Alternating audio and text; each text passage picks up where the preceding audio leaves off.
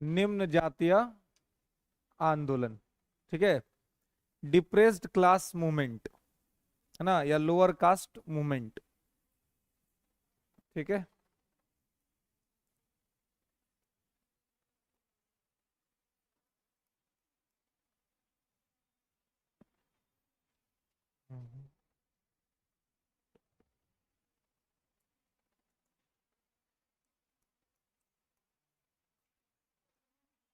Good morning.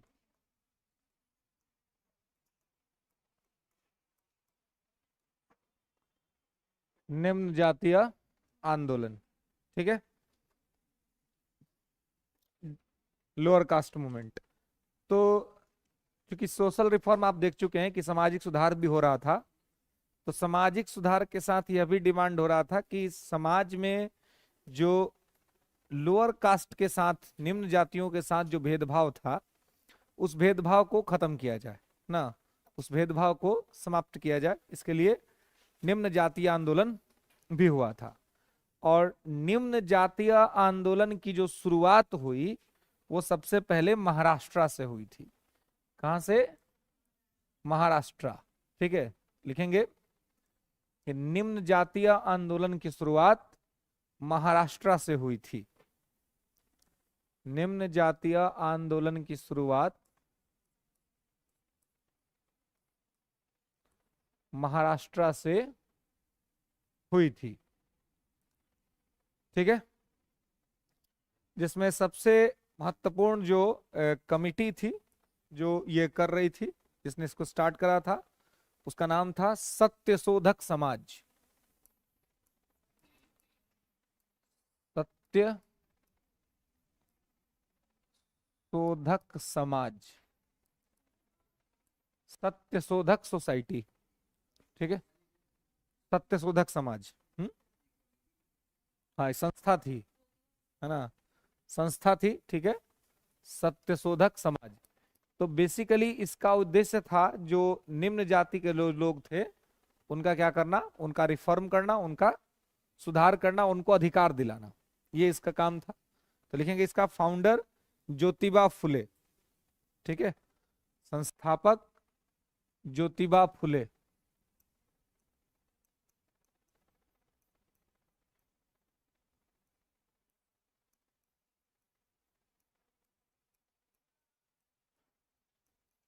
संस्थापक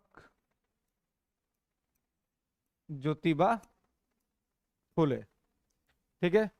तो founder Jyotiba Phule. उद्देश्य लिखेंगे, इसकी ऑब्जेक्टिविटी क्या थी, उद्देश्य क्या था, क्यों बना था? तो ब्राह्मणों के विरुद्ध। ये किसके विरुद्ध था? ब्राह्मणों के विरुद्ध। क्यों? क्योंकि इनका मानना था कि समाज में जो भेदभाव फैला हुआ है, समाज में जो डिस्क्रिमिनेशन चल रहा है, ये डिस्क्रिमिनेशन ब्राह्मणों ने ही फैलाया है ना। उच्च और नीच का जो भेदभाव है, हायर और लोअर का, ये डिस्क्रिमिनेशन स्टार्ट करने का क्रेडिट कहीं ना कहीं ब्राह्मणों को जाता है। इसलिए ब्राह्मण विरोधी संस्था थी, ठीक है, जो छुआछूत का विरोध करती थी। ब्राह्मण विरोधी और छुआछूत विरोधी, है ना, छुआछूत भेदभाव विरोधी, ठीक है ना, against the untouchability and discrimination, ठीक है, छुआछूत और भेदभाव के विरोधी थे, ठीक है, छुआछूत और भेदभाव के विरोधी, ठीक है। नेक्स्ट आगे लिखेंगे कि इन्होंने गुलामगिरी नाम की एक पत्रिका जो है वो स्थापित की थी। गुलामगिरी नाम की एक पत्रिका इन्होंने स्थापित की थी, ठीक है। गुलामगिरी, कौन सी पत्रिका? गुलामगिरी, है ना। और गुलामगिरी के प्रकाशक का नाम लिख लेंगे, प्रकाशक थे मुकुंद राव पाटिल। गुलामगिरी के राइटर थे ज्योतिबा फुले और प्रकाशक थे, प्रकाशक कौन थे? मुकुंद राव पाटिल। ये बहुत बार पूछा गया कि गुलामगिरी किसने लिखा था, ठीक है। हाँ, तो गुलामगिरी किसने लिखा था? ज्योतिबा फुले ने लिखा था। और इसके जो पब्लिशर थे वो मुकुंदराव पाटिल थे। ठीक है, मुकुंदराव पाटिल इसके पब्लिशर थे, इसके प्रकाशक थे। ओके, लेंगे कि इस किताब में निम्न जातियों के साथ, इस किताब में निम्न जातियों के साथ हो रहे भेदभाव के बारे में, निम्न जातियों के साथ हो रहे भेदभाव और छुआछूत, भेदभाव और छुआछूत का विरोध करने का बात किया गया था। छुआछूत का विरोध करने का बात किया गया था। ठीक है, क्लियर है? चलिए, तो और पहले आपने लिखा है कि इसका उद्देश्य क्या था, तो जो ब्राह्मणों का विरोध करना और अनटचेबिलिटी को का विरोध करना। ठीक है, चलिए नेक्स्ट लेंगे आगे। डिप्रेस्ड क्लास, अगला संस्था लिखेंगे। हाँ, अगला संस्था depressed class mission society, depressed class mission society, इसका नाम यही है। ठीक है, डिप्रेस्ड क्लास मिशन सोसाइटी, इसको हिंदी में नहीं पूछा जाएगा। ठीक है, depressed class mission society, depressed class mission society 1906 Bombay, depressed class mission society 1906 Mumbai. ठीक है, depressed class mission society 1906 Mumbai. इसके फाउंडर लिखेंगे, संस्थापक, तो इसके संस्थापक हैं D.R. शिंदे। इसके संस्थापक कौन है? D.R. शिंदे।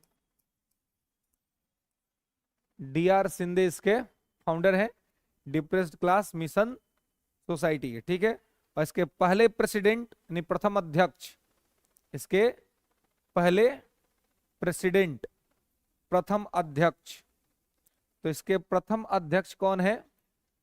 तो इसके प्रथम अध्यक्ष हैं चंद्रावरकर। इसके पहले अध्यक्ष कौन है? चंद्रावरकर। चंद्रावरकर जो है वो कौन है? इसके पहले अध्यक्ष हैं। ठीक है, पहले अध्यक्ष चंद्रावरकर। ओके, तो चंद्रावरकर इसके पहले अध्यक्ष थे।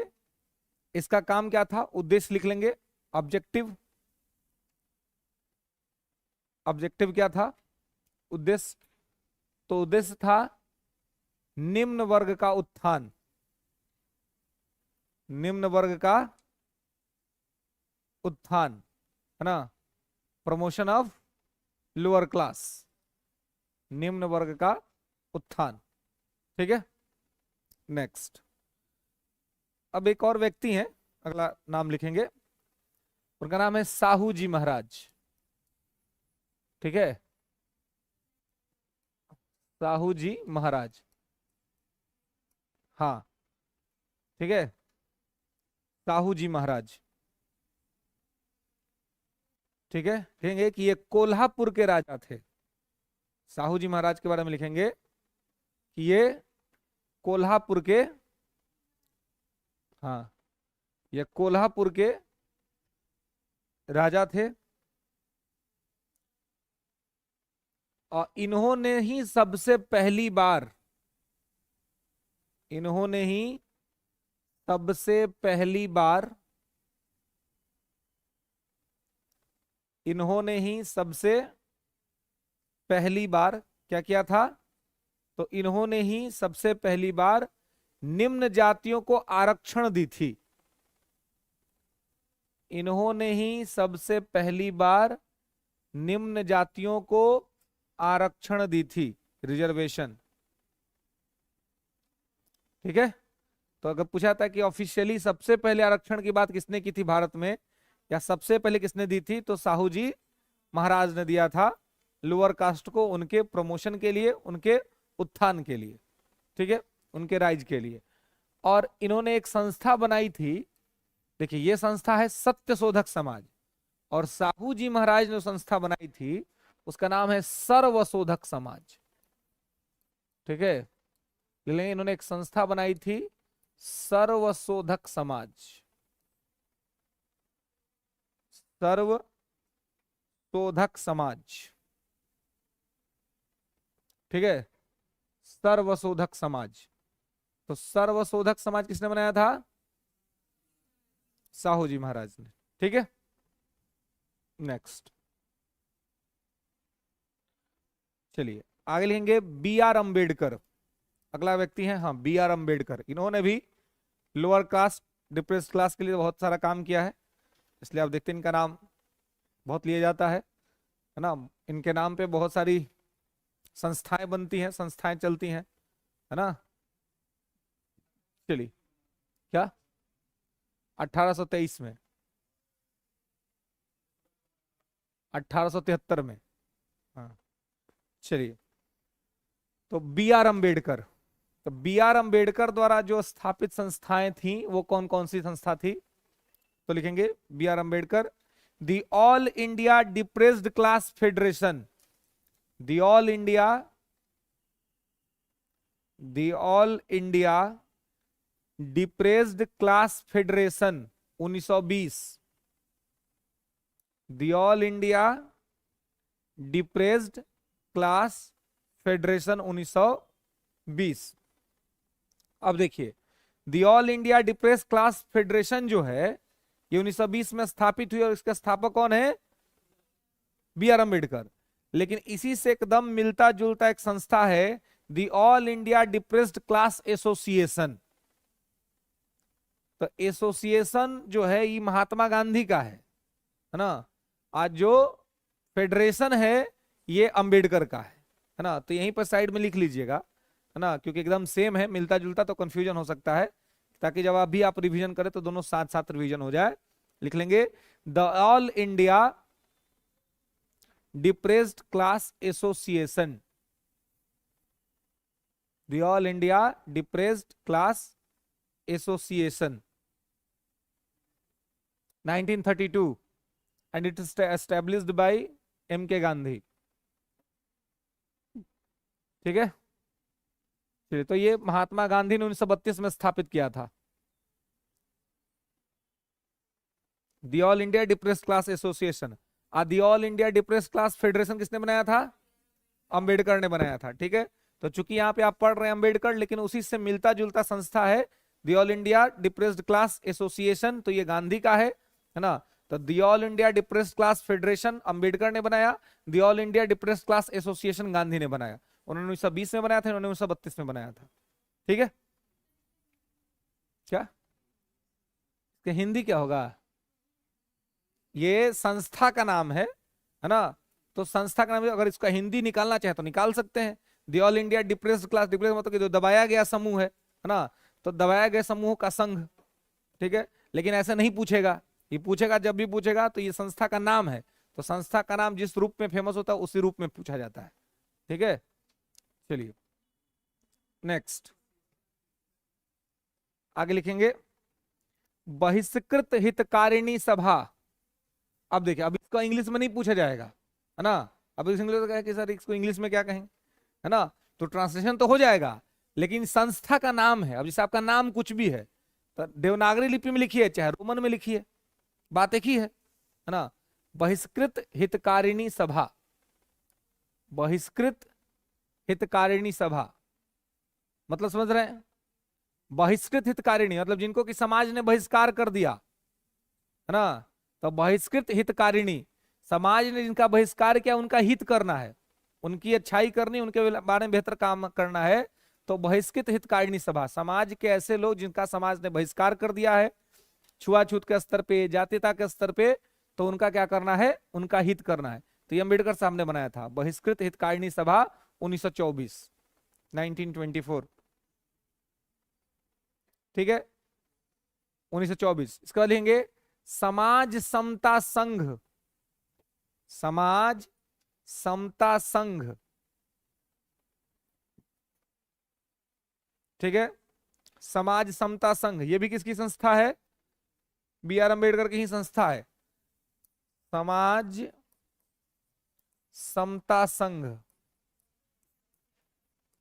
अंबेडकर का ही अनुसूचित जाति परिसंघ, अनुसूचित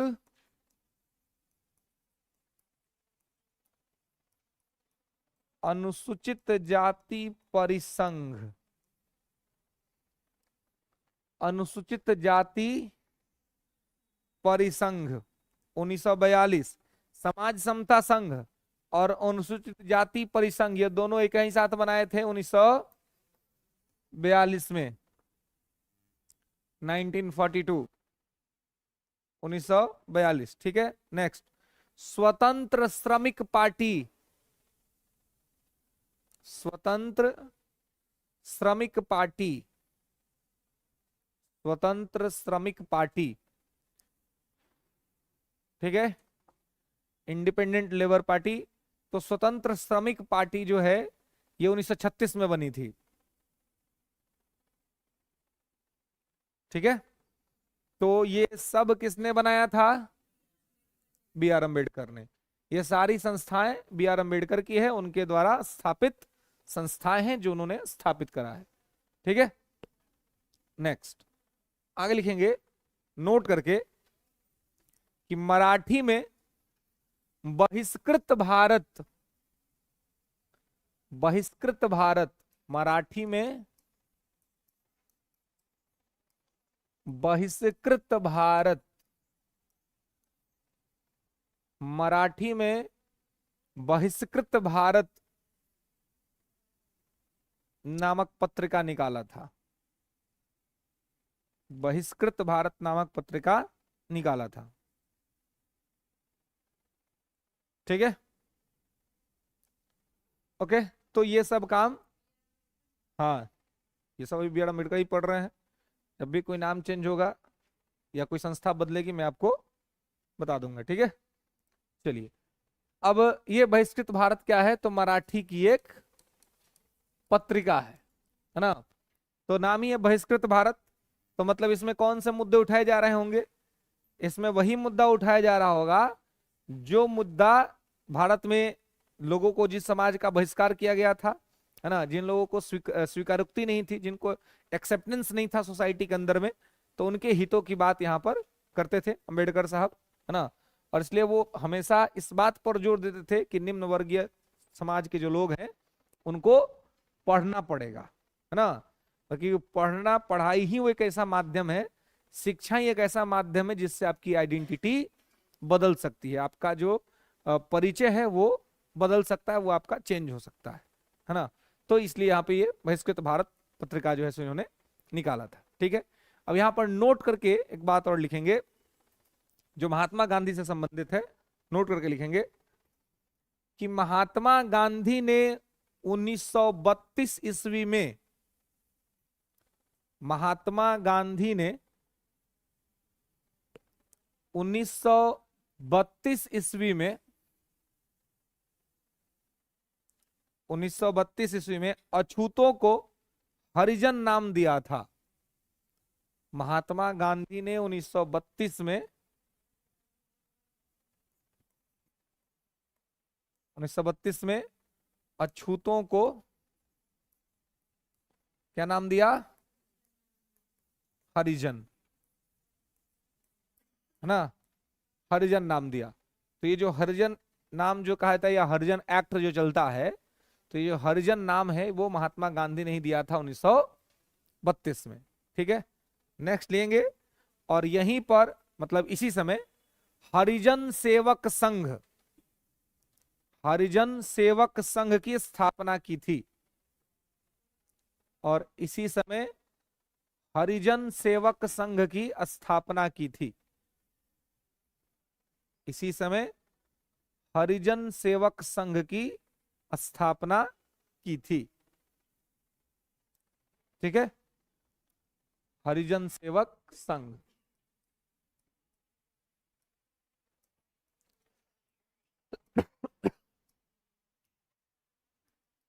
हरिजन सेवक संघ की स्थापना की थी। ठीक है, हाँ, तो अब क्या है कि इस प्रकार से मतलब गांधी जी भी हरिजन उत्थान के लिए काम कर रहे थे, अंबेडकर साहब भी करते थे, लेकिन अंबेडकर और गांधी का राय नहीं रहता था, है ना, मतलब झगड़ा चलता था दोनों आदमी का, है ना। अंबेडकर कहते थे कि हम ज्यादा हितैषी हैं क्योंकि हम भुगत रहे हैं, क्योंकि अंबेडकर पे खुद गुजरी हुई थी, है ना। अंबेडकर के साथ खुद ही बहुत सारा दिक्कत हुआ था, है ना। बहुत योग्य थे अंबेडकर, लेकिन बावजूद उसके उनके साथ भेदभाव होता था, उनकी जाति को लेकर के, उनके समाज को लेकर के, कि भाई हम तो वही सोचते कि हम इतना योग्य हैं, इतना काबिल हो गए तब तो हमारा ये दशा है, जो काबिल नहीं होगा उसका क्या दशा होगा, उसके साथ सोसाइटी क्या बर्ताव करेगी। तो गांधी इस बात को भी बखूबी समझते थे और गांधी भी इसका विरोध करते थे, लेकिन अंबेडकर को लगता था कि गांधी पर ही गुजरा नहीं है, गांधी इस चीज को भुगते नहीं है, इसलिए गांधी इसका सही लड़ाई नहीं लड़ सकते हैं। गांधी ने जब हरिजन नाम दिया तो इसका सब विरोध भी किया कि गांधी एक प्रकार का डेरी मिल्क दे रहे हैं, है ना, कि खुश हो जाओ, भेदभाव तो हो ही रहा है ना सोसाइटी में, तो ये नाम बस दे देने से क्या फर्क पड़ता है। तो हरिजन, गांधी का कहना था कि आप जिससे भेदभाव कर रहे हैं वो हरि का सबसे प्रिय है, इसलिए वो हरिजन है ना, मतलब कि ईश्वर का सबसे प्रिय है, वो ईश्वर का सानिध्य सबसे ज्यादा उसको प्राप्त है, इसलिए उसके साथ कोई भेदभाव नहीं करना चाहिए, ये कंसेप्ट था उनका। और इसलिए गांधी ने कहा था, लेकिन लोगों ने ठीक से उनके कंसेप्ट को नहीं समझा, है ना, और गांधी का विरोध कर दिया।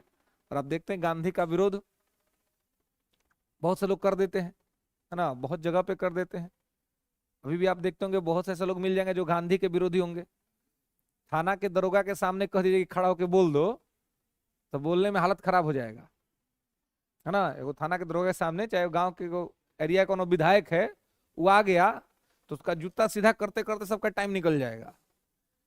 लेकिन गांधी का जब बात होगा ना, तो गांधी का को 2-4-10 गो बात जरूर कह देगा, गांधी ऐसा, गांधी वैसा, गांधी, है ना, क्योंकि गांधी को पढ़वे नहीं किया है। गांधी ऐसा शख्सियत है कि गांधी को पढ़ लेने के बाद गांधी के खिलाफ अपशब्द निकालने भर से आत्मा झंझावत हो जाएगी, है ना, अगर गांधी को ठीक से पढ़ लिए तो, है ना। कि आप मतलब अपने लालच में, लोभ में, 2 पैसा के लोभ में आदमी किसी का विरोध करता है जी। आजकल आप बताइए, कोई ऐसा मिलेगा, 1-8% को छोड़ दीजिए, कि वो अपने लोभ की बात ना सोचता हो। आज जो अपने लोभ का बात नहीं सोचता होगा वही आदमी सही बोल पाएगा, वही ठीक से ये कर पाएगा। उस समय बहुत से लोग थे जो अंग्रेजों का तलवा चाट रहे थे, अंग्रेजों के लिए काम कर रहे थे, लेकिन ये आदमी अंग्रेज के सामने, है ना, जब 1931 में द्वितीय गोलमेज सम्मेलन जब बुलाया गया था, तो ब्रिटिश राजा जो जॉर्ज पंचम था, उसने कहा कि मुझे गांधी से मिलना है। गांधी आया तो उनको मिलवाओ गांधी से। फर्स्ट वाले में गांधी जी गए नहीं थे, फर्स्ट गोलमेज सम्मेलन में, सेकंड वाले में गांधी गए। तो जॉर्ज पंचम जो ब्रिटेन का राजा था, है ना, तो ये देखिए सुरभि कुमारी वगैरह, किसको हरिजन का नाम दिए थे महात्मा गांधी? निम्न वर्ग को, है ना, जिनके साथ समाज में भेदभाव होता था, ठीक है। तो जब गांधी वहां गए, पहले वाला में तो गए नहीं थे, सेकंड वाला में गांधी अरविंद समझौता के बाद गांधी गए, सिविल डिसोबीडियंस मूवमेंट को वापस लेने के बाद। तो जब गए सेकंड राउंड टेबल कॉन्फ्रेंस में पार्टिसिपेट करने, तो वहां का राजा कहा कि मैं गांधी से मिलना चाहता हूं, कि गांधी ऐसे व्यक्ति थे कि अभी अफ्रीका में भी सबको तंग किए हुए थे, इंडिया में भी तंग कर रहे थे। तो बोला कि हमको गांधी से मिलना, हमको मिलवाओ। तो अमेरिका, ब्रिटेन के राजा से मिलने का भी एक नियम था, कोड ऑफ कंडक्ट था, कि ब्रिटेन के राजा से अगर मिलना है तो आपको पूरा बढ़िया से तैयार होकर जाना है मिलने के लिए, है ना, मतलब कोट पैंट टाई ये सब आपका लगा होना चाहिए, तब जाके आपको उसके राजा से मिलना होगा। तो सब गांधी को कहा कि तैयार होइए, चलना राजा से मिलने के लिए। गांधी ने कहा कि हम तैयार व्यार नहीं होंगे, अगर हमसे उसको मिलना है तो हम जैसे हैं वैसे ही मिलेंगे, चाहे कह दो अपने राजा से, है ना। ये जो कह रहे हो कि हम जाके बेल बटन पहन के आए, नहीं पहनेंगे। जाके बोला तो राजा तो गुस्सा हुआ, लेकिन फिर कहा कि भाई कोई बात नहीं, ऐसा कौन सा पर्सनालिटी है जो ब्रिटेन के किंग का बात नहीं मान रहा है, बोले ले आओ, जैसे है वैसे ही ले आओ। तो गए गांधी जी, तो गांधी जी वही एगो धोती, वही लपेटे, वही ओढ़े हैं, वैसे ही पहुंच गए दरबार में। अब गए तो देखते वो पागल हो गए, कह रही आदमी, यह आदमी तंग कैले है जी, तुम लोग से ये नहीं संभाल में आ रहा है। बोला सर यही है, यही संभाल में नहीं आ रहा है, देखिए आपको भी परेशान कर दिया ना। आप बोले कि कोट पहना के लाओ, हम लोग अपना कोटवा दे रहे थे कि पहन लीजिए, बोले कि नहीं, बोले ठीक है ले। तो उस राजा ने पूछा कि अच्छा ये बताइए कि आपके कपड़े क्या हुए, आपने आपने पूरा कपड़ा क्यों नहीं पहना है। तो गांधी ने जो जवाब दिया वो वही दे सकता है जिसको किसी प्रकार का कोई भय ना हो, कोई डर ना हो किसी से। गांधी ने कहा कि साहब हमारे, मेरा क्या, मेरा पूरा देश का कपड़ा तो आप ले लिए हैं और आप हमसे पूछते हैं कि हम कपड़ा क्यों नहीं पहने। वो राजा स्तब्ध हो गया, पूरी सभा स्तब्ध हो गई गांधी के जवाब पे, कि आप हमसे कहते हैं कि हम कपड़ा कहाँ नहीं पहने हैं, हमारा पूरा देश का कपड़ा तो आपके देश में आ गया है, आपने हमारे कपड़े उतार दिए हैं और आप हमसे पूछ रहे हैं कि हम कपड़ा कहाँ नहीं पहने हैं। और कहा था कि उस समय पूरा सभा के सामने वहां जॉर्ज पंचम का सर झुक गया था जब गांधी ने यह जवाब दिया। तो ये जवाब किससे आप उम्मीद करते हैं, इस तरह का जवाब कौन दे सकता है ना, जिसको डर नहीं हो, है ना, अलोभ नहीं हो। यहाँ तो सिपाही जी को सब, एगो सिपाही अगर डंटा लेके तो नहीं पड़ जाए पीछे तो भैया भैया कहते कहते जान निकल जाएगा कि सिपाही जी है ना, है कि नहीं। और गांधी थे जो ब्रिटेन के राजा के समक्ष भी नहीं झुकते थे, राजा के सामने भी अकड़ के बोलते थे, है ना, कि जो कहना है सो कह। तो भाई मानना तो पड़ेगा उस व्यक्ति को, सम्मान तो देना पड़ेगा, और उसको सम्मान आप थाल में सजा के नहीं दे रहे हैं। उस आदमी ने इतना समर्पण दिया इस देश के लिए कि वो हकदार है उस सम्मान का, है ना, वो हक रखता है, वो राइट रखता है कि उसको ये ऑनर मिले, उसको ये सम्मान मिले, है ना। तो इस तरह की जो है वो स्थिति वहां पर बनी थी।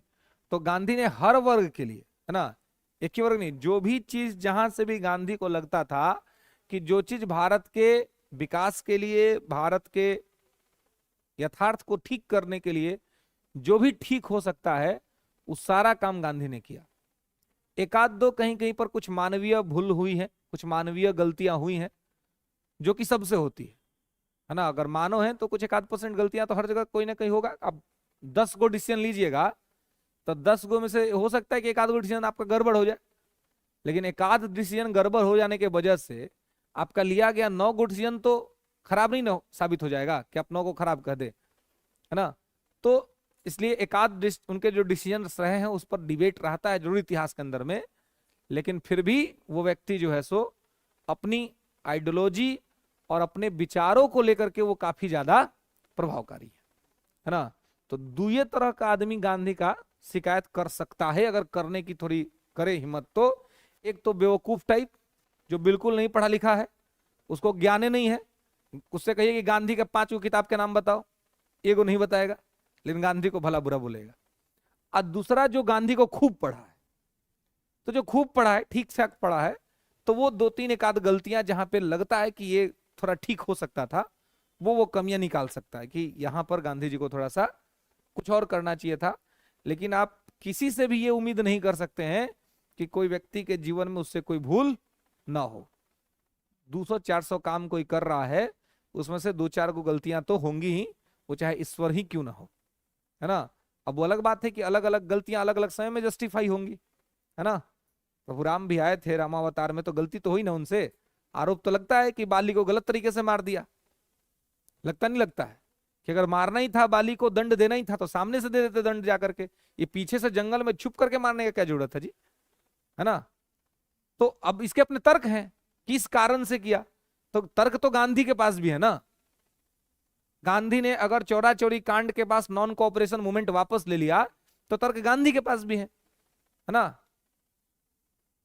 जो भगत सिंह जी को जो फांसी हुई, उस फांसी को लेकर गांधी इरविन पैक्ट के संबंध में जो बातें की जाती हैं, तो तर्क गांधी के पास भी है कि गांधी उस समय तक कभी वायलेंस का सपोर्ट नहीं किए थे, गांधी कभी भी हिंसा का समर्थन नहीं करते थे।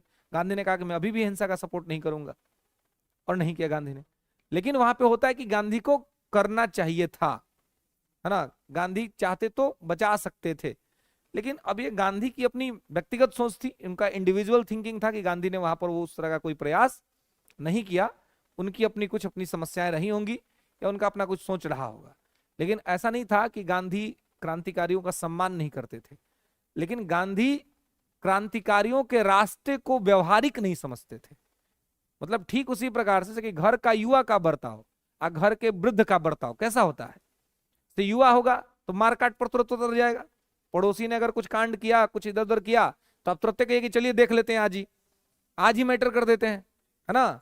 लेकिन घर में दादाजी होंगे, पिताजी होंगे, तो कहें कि नहीं, बात कर लेते हैं, है ना, बात करके देखते हैं। अगर बात से ही ठीक हो जाए तो क्यों मारपीट करना और क्यों फंसना। क्योंकि मान लीजिए मारपीट हो जाएगा, एफआईआर हो जाएगा, करियर खराब हो जाएगा, भविष्य खराब हो जाएगा।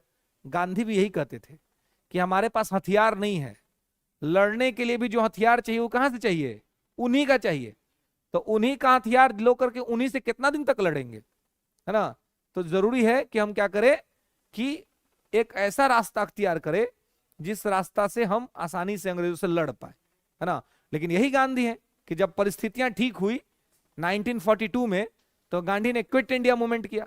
और क्विट इंडिया करके गांधी ने कहा कि भारत छोड़ो, है ना, डू एंड डाई, करो या मरो। तो ये करो या मरो कहने का क्या मतलब था, क्योंकि अब समय कुछ ऐसा आ गया था कि इस समय में अगर अंग्रेजों के खिलाफ थोड़ा बहुत आप हिंसात्मक रवैया भी अपनाते हैं तो अंग्रेज बहुत ज्यादा चोट भारतीयों को नहीं पहुंचा पाएंगे। और गांधी को इसी बात का डर था कि अब अगर हम मारने पे उतारे हुए तो हम उनके अगर 5 मारेंगे तो वो हमारे 50 मारेंगे, और जब वो हमारे 50 मार देंगे तो हमारे 500 लोग आंदोलन करने से डर जाएंगे। तो हमें आंदोलन को मजबूत करना है। और भगत सिंह, चंद्रशेखर आजाद, सुखदेव, राजगुरु जैसे जो लोग थे वो उंगली पर गिने जा सकते हैं उस समय भी, इनकी संख्या हजारों में नहीं थी। तो और आंदोलन अंग्रेजों पर करने के लिए क्या चाहिए था, हजारों लाखों की भीड़ चाहिए थी, है ना। क्योंकि 2 4 10 लोग को तो ये लोग आराम से ही कर लेंगे, निपटा लेंगे, कोई दिक्कत नहीं है इनको, है ना। और वो ये लोग करते ही थे। तो इसलिए गांधी इस रास्ते को प्रैक्टिकल नहीं मानते थे। उनको लगता था कि रास्ता जो है ये प्रैक्टिकल नहीं है, रास्ता जो है सो सही नहीं है। सही रास्ता है कि अभी सत्य अहिंसा के माध्यम से ही हम अगर लड़ाई को आगे बढ़ाए तो संभव है कि उन्हें हमें मारने का मौका नहीं मिलेगा, है ना, हमें पीटने का मौका नहीं मिलेगा। ये गांधी का अपना अप्रोच होता था। और यही जब 1932 में रामजे मैकडोनाल्ड ने कम्युनल अवार्ड का डिक्लेरेशन किया 16 अगस्त 1932 को ब्रिटेन की पार्लियामेंट में, तो वो गांधी ही थे कि इसके खिलाफ में 20 सितंबर 1932 को पुणे के बड़ौदा जेल में भूख हड़ताल पर बैठ गए। और गांधी ने कहा कि ये पास नहीं होना चाहिए, क्योंकि यदि अगर ये लागू हो गया तो देश का विभाजन हो जाएगा, देश बट जाएगा। पहले से 1909 के मार्ले मिंटो एक्ट से अंग्रेजों ने एक पृष्ठभूमि बना दी थी, मुस्लिम राष्ट्र की पृष्ठभूमि। अगर 1932 का ये सांप्रदायिक पंचायत, ये कम्युनल अवार्ड अगर देश में लागू हो जाता तो संभव था कि देश एक और देश की तरफ आगे बढ़ जाता। और गांधी ने इस वजह से वहां पर हड़ताल किया। फिर अंबेडकर साहब आए और फिर 26 सितंबर 1932 को दोनों के बीच समझौता हुआ, पुनः पैक्ट हुआ। और पुनः पैक्ट के बाद रामजे मैकडोनाल्ड के द्वारा जो डिक्लेरेशन हुआ था उसको हमने रिजेक्ट कर दिया, हमने खारिज कर दिया। तो ये सब कुछ जो हो रहा था वो डिप्रेस्ड क्लास मूवमेंट के अंतर्गत ही हो रहा था, लोअर कास्ट मूवमेंट के अंतर्गत ही हो रहा था। तो इसका एक बड़ा सेंटर तो महाराष्ट्र था ही, महाराष्ट्र के साथ एक जो दूसरा बड़ा सेंटर था वो था केरला, है ना। केरला के अंदर में भी ये लोअर कास्ट मूवमेंट और डिप्रेस्ड क्लास मूवमेंट लगातार चल रहा था। तब एक हेडिंग बनाएंगे केरल। ये सब महाराष्ट्र में हो रहा था मुख्य तौर पे। आगे बनाएंगे केरल।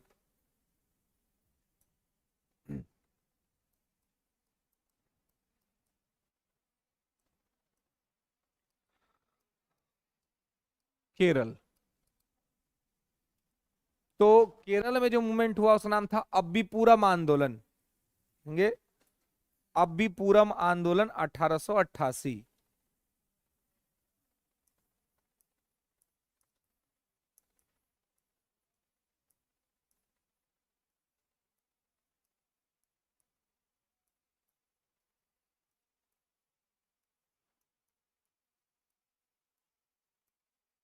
अब्बीपुरम आंदोलन 1888, ठीक है। इसके फाउंडर कौन थे, संस्थापक श्री नारायण गुरु।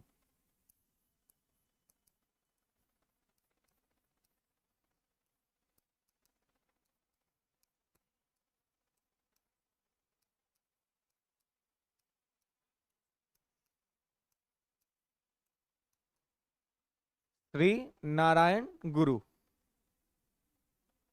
ठीक है, चलिए, श्री नारायण गुरु का एक स्टेटमेंट था जिससे वो भेदभाव को मिटाने की बात करते थे। लेंगे कि श्री नारायण गुरु ने कहा था, क्या कहा था? तो मानव के लिए एक जाति, एक धर्म और एक ईश्वर है। मानव के लिए एक जाति,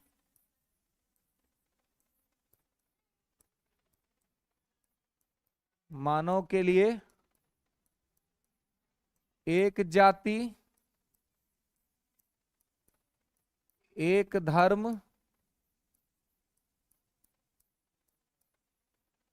एक ईश्वर है।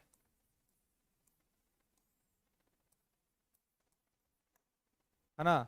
यानी कि जाति व्यवस्था को लेकर के जो डिस्क्रिमिनेशन चल रहा था उसको खारिज करते उन्होंने कहा कि भाई एक ही जाति है, एक ही धर्म है और एक ही ईश्वर है। ठीक है, किसने कहा था? श्री नारायण गुरु के द्वारा कहा गया था। नेक्स्ट लेंगे वायकुम सत्याग्रह।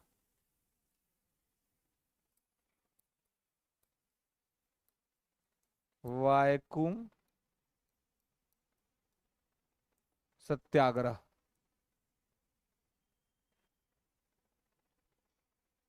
वायकुम सत्याग्रह लिखेंगे 1924। वायकुम सत्याग्रह 1924 लेंगे। केरल में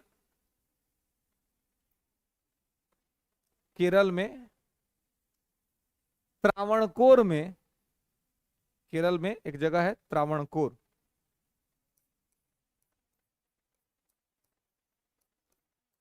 केरल में त्रावणकोर में,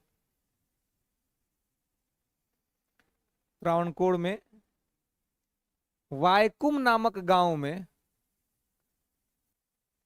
त्रावणकोर में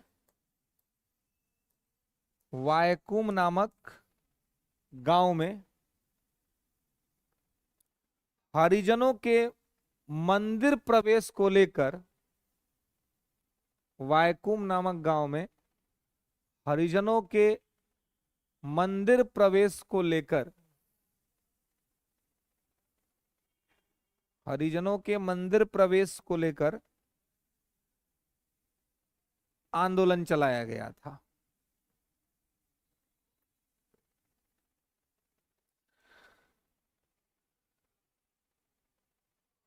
ठीक है, तो ये क्या था? ये एक आंदोलन था, एक सत्याग्रह था, वायकुम सत्याग्रह, जो केरला के त्रावणकोर में एक गांव पड़ता है वायकुम, वहां पर यह हुआ था। ठीक है, जहां पर हरिजनों को मंदिर प्रवेश नहीं दिया जाता था, है ना? तो उनके मंदिर प्रवेश के अधिकार को लेकर के ये वायकुम सत्याग्रह किया गया था। नेतृत्व लिखेंगे, लीडर, नेतृत्व कौन कर रहा था? तो टीके माधवन, टीके माधवन,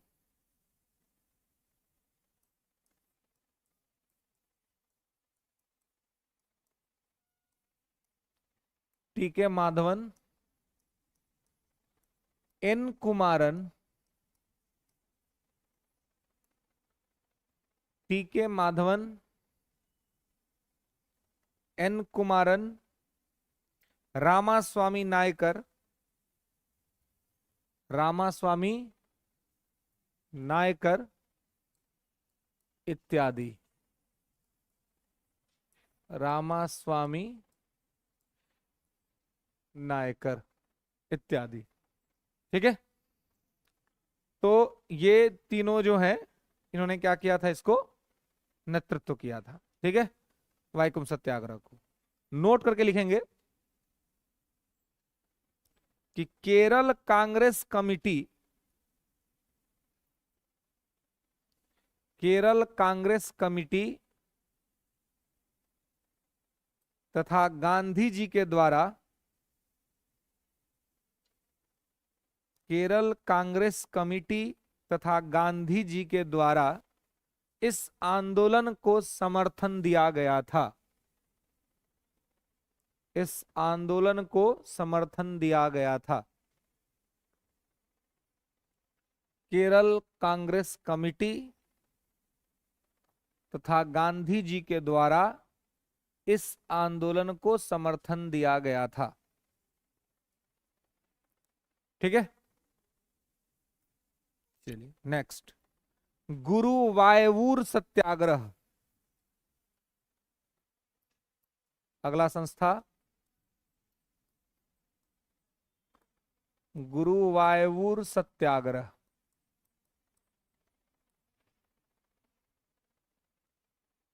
गुरुवायूर सत्याग्रह 1931।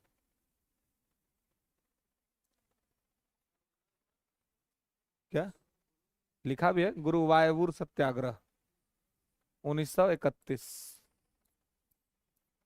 ठीक है, ये भी कहाँ हुआ था? तो केरल के त्रावणकोर के गुरुवायूर नामक गांव में।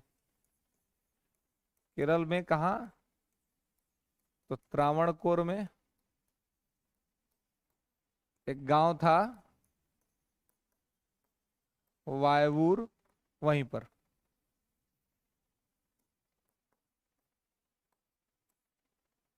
ओके, और ये भी क्या था?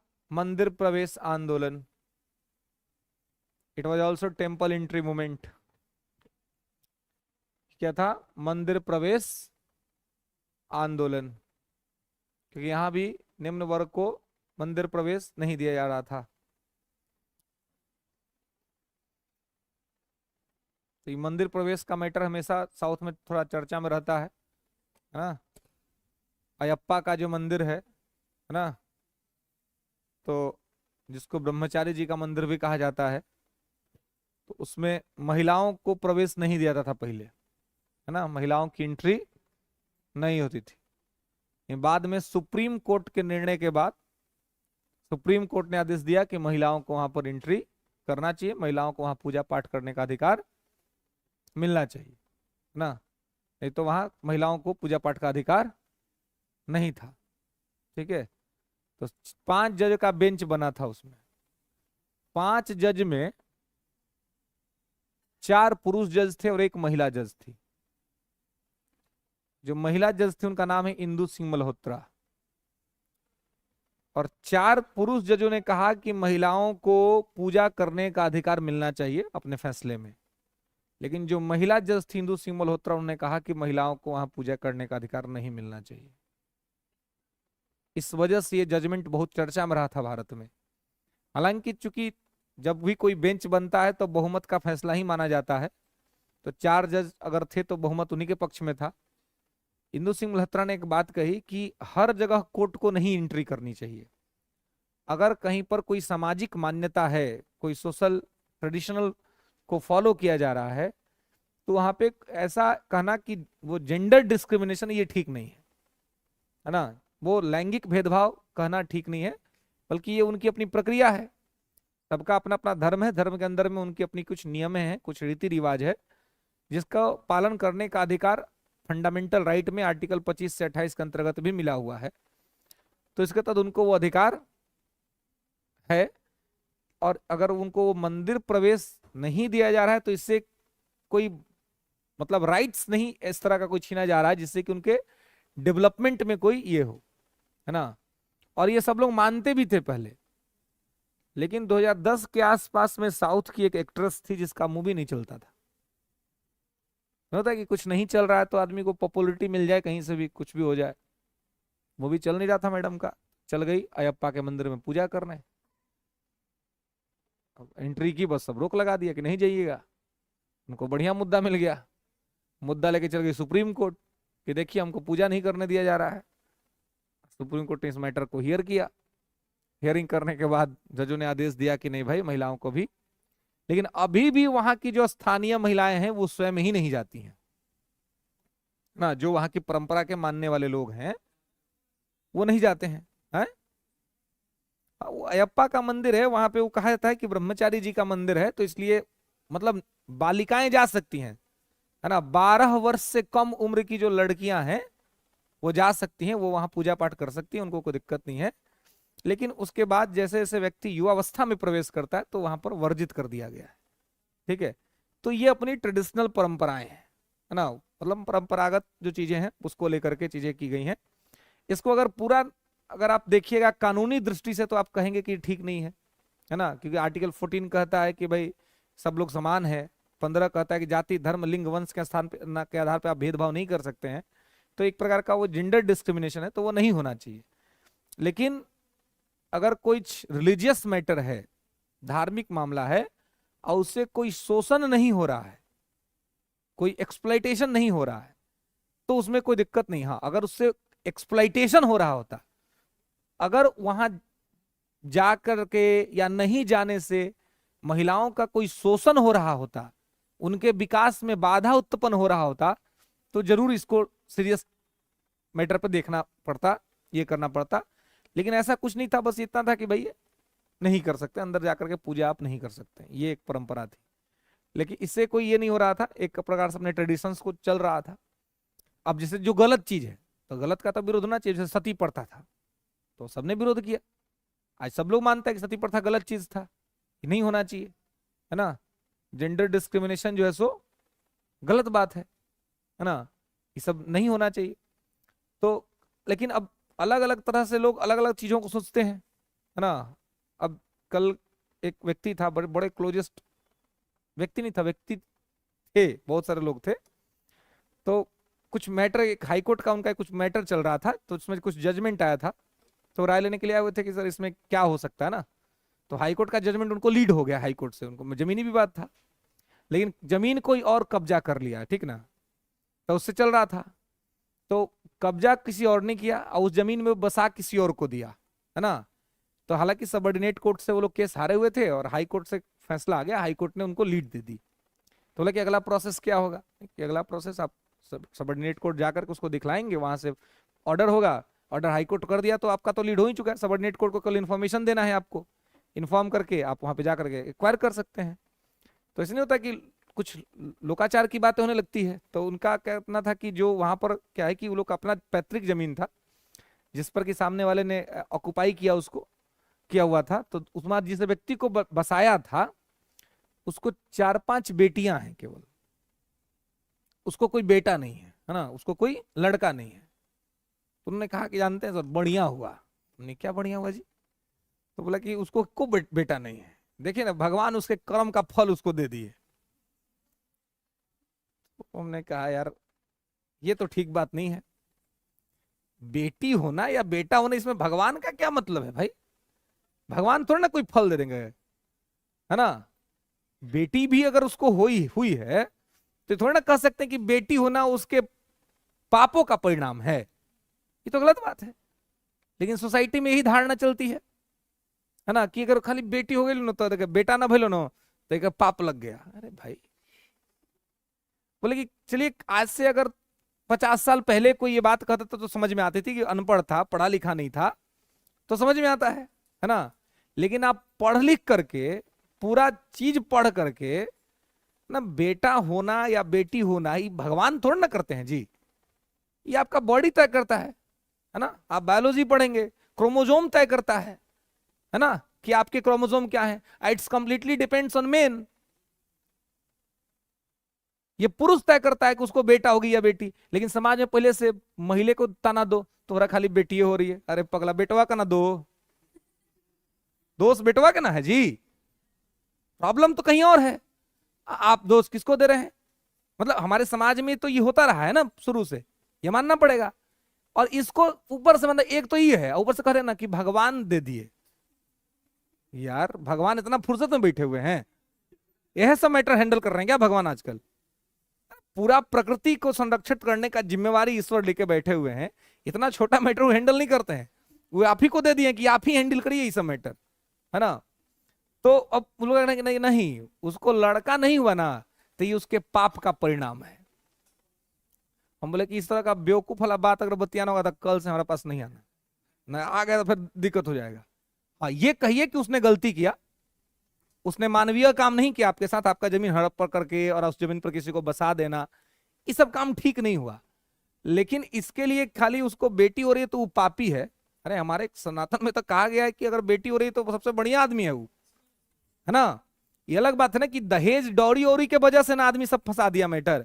अच्छा एगो ये बात कह दिया कि वंश आगे बढ़ेगा, है ना, वंश आगे बढ़ेगा। अरे अब वंश कहीं चोर निकल गया था, है, पकड़ा के गए लोग जेल में उम्र कैद में, तब क्या होगा, है, है। आप, है ना। तो कहने का मतलब है कि लड़का हो चाहे लड़की हो, बराबर है दोनों। ये खाली कहने का थोड़ी है, मैंने अब कहीं पर आंदोलन करके अधिकार लेना है तो बराबर है, और कहीं पर नकारात्मकता में गलत चीज में ये कर रहे हैं तो दूसरा हो गया। यही समाज की दोहरी मानसिकता है ना, डुअल अप्रोच है।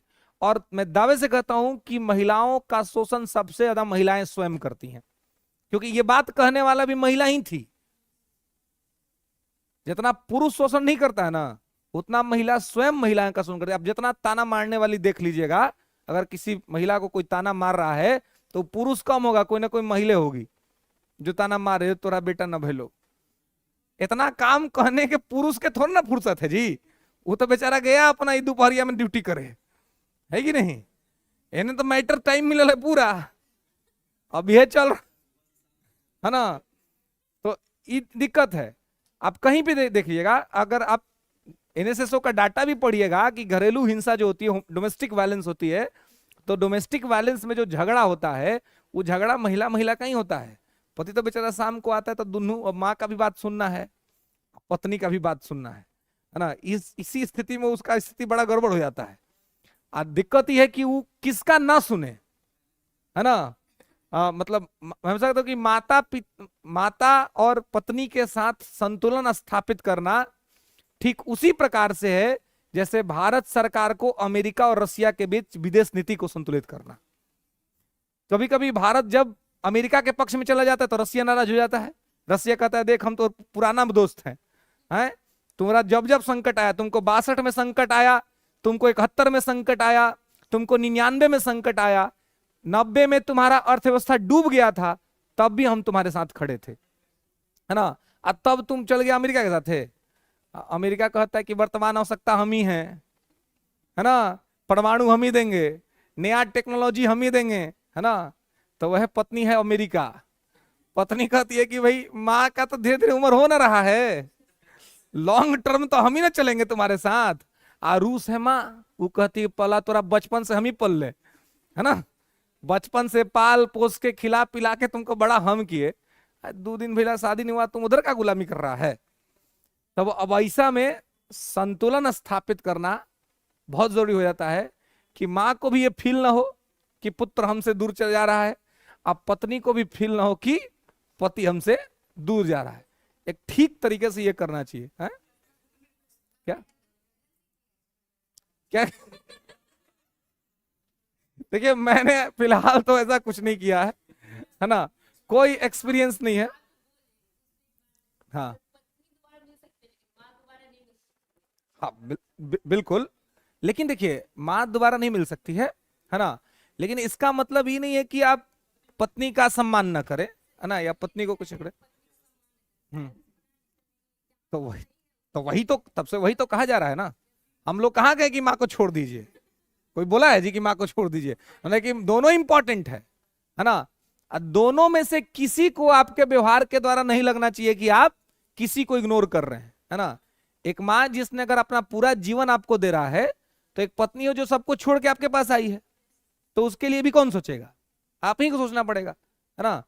और अगर आप नहीं सोच सकते तो माता पिता से पहले ही कह दीजिए कि हम नहीं सोच पाएंगे, हमको खाली आप ही का जिम्मेदारी लेना है, दूसरा का नहीं लेना है। क्या दिक्कत है इसमें, है ना। मतलब आपको हम्म